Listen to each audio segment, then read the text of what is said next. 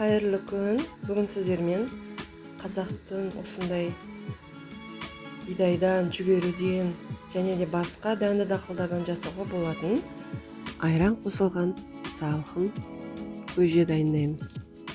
Мен әдісім бойынша осылайша жүгеріні жақсылап жуып,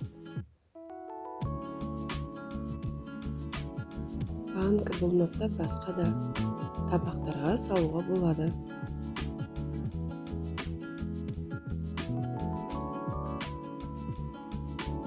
Салып, жүгерілер батып тұратындай су құйып, аузын жауып қоямыз. Осылайша дәндердің барлығын жақсылап жуып, ыдыстарға салып, суға батырып, бетін жабамыз. 1 немесе 2 күнге шейін салқын жерге қоямыз.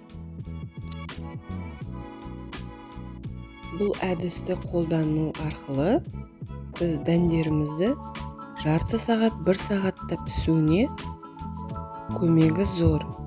Егер сіз бұлай қоюға уақытыңыз болмаса, бірден отқа қойып, кастрөліңізге су құйып, тұз салып, 6-7 сағат қайнатып пісірсеңіз болады. 2 күн тұрған дәндер осылайша үлкейеді. Үлкендеу ыдыс алып, 2 жүгеріні сумен бірге саласыздар.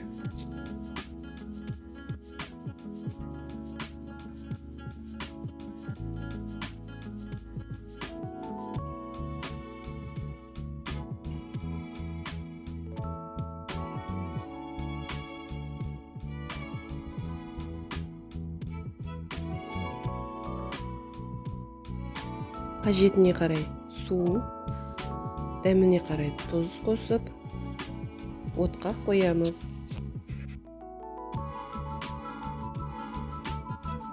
Бидай бөлек ыдыста қайнатылады. Себебі жарты сағатта дайын болады.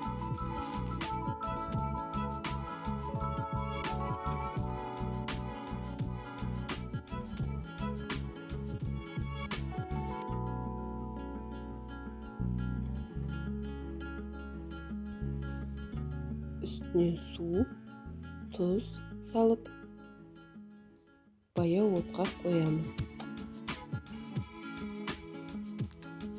Бетіне шыққан көбік міндетті түрде алынады.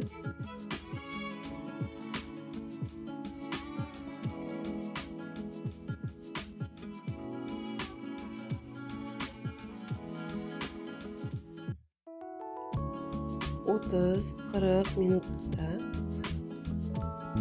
осылайша тексереміз.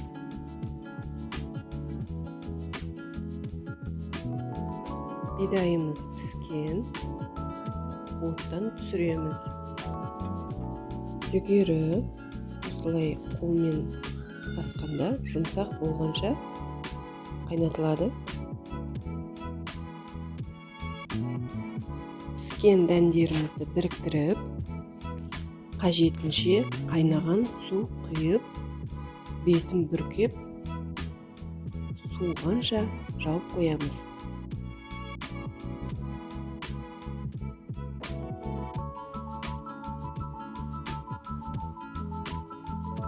Ал енді көжемізге айран қосамыз.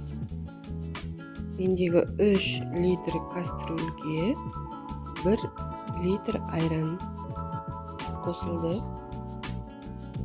Айранымыз іртік болмас үшін осылайша жақсылап араластырып,